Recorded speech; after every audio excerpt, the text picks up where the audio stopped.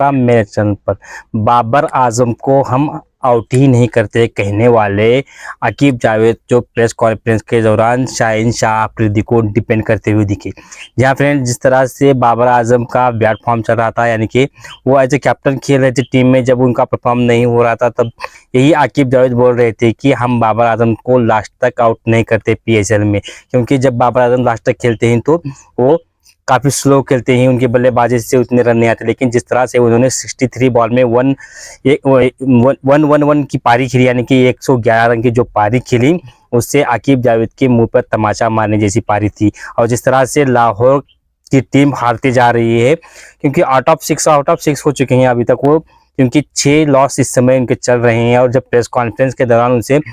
जब सवाल पूछा गया कि उन्होंने बोला कि शाहीन शाह अफरीदी अकेले क्या कर लेगा, क्योंकि स्टार्टिंग में भी वही बॉलिंग डाल रहा है और एंड में भी आकर वही बॉलिंग डाल रहा है। इसी तरह से बाबर आजम के ऊपर भी उसी तरह से क्रिटिसाइज किया जा रहा था, क्योंकि जब बाबर आजम बल्लेबाजी करते थे उनके साथ में कोई और बल्लेबाज सही से बल्लेबाजी नहीं कर पाता, या कोई कर पाता तो उतना बेहतर स्ट्राइक रेट से या बेहतर और से रन भी नहीं निकलते। लेकिन जिस तरह से आकिब जावेद ने शाहीन शाह अफरीदी को डिपेंड किया है, अब देखने वाली बात हुई, जब बाबर आजम बल्लेबाजी करते हैं तो उन पर हमेशा से क्रिटिसिज्म किया जाता है। लेकिन बाबर आजम भी जो भी हेटर्स है उनको अपने बल्ले से मुंह तोड़ जवाब देते हैं, क्योंकि जिस तरह से वो बल्लेबाजी इस समय पीएसएल में कर रहे हैं, अब उन्हें तो आउट करने की जरूरत तो पड़ेगी ही नहीं, क्योंकि आउट वो होने वाले हैं भी नहीं, क्योंकि जिस स्ट्राइक रेट से वो बल्लेबाजी कर रहे हैं हाल फिलहाल में, और जिस तरह से हाईएस्ट रन गेटर हैं, 1 सेंचुरी लगा चुके हैं, दो हाफ सेंचुरी लगा चुके हैं, और ज़्यादा मैच भी नहीं, 5 ही मैच कुछ खेले हैं। लेकिन जिस स्ट्राइक रेट से और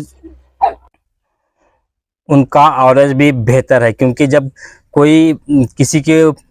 फेवर में बात करता है तो उसको डिपेंड करना तो उसकी मजबूरी बनती है। और जिस तरह से बाबर आजम इस सिचुएशन से निकल के आए, सबसे पहला काम तो जो उन्हें कैप्टनशिप छोड़ी वो काफ़ी अच्छा, क्योंकि लोग बोलते थे कि बाबर आजम ही हारा रहे हैं, बाबर आजम ही हारा है। अब देखना होगा कि इस पाकिस्तान के जो कि सबसे घटिया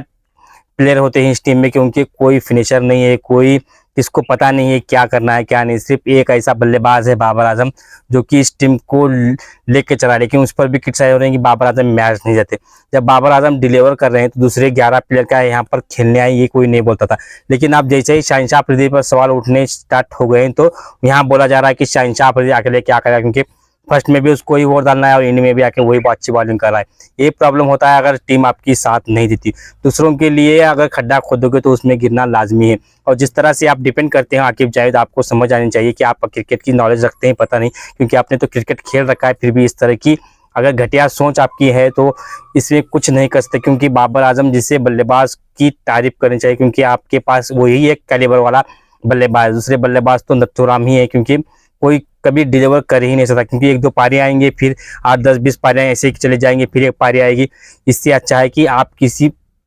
टीम को सपोर्ट करते हो तो उस प्लेयर की भी रेस्पेक्ट करना सीखिए, क्योंकि आपने ही जब आप 6 मैच हारे हैं तो आप कुछ भी बोल सकते हैं, क्योंकि इससे पहले आपने बोला था कि पीएसएल में हम बाबर आजम को आउट ही नहीं करते, क्योंकि बाबर आजम काफ़ी स्लो करता है। बाबर आजम स्लो कैसे खेलता है आपने देख ही लिया, क्योंकि 63 बॉल में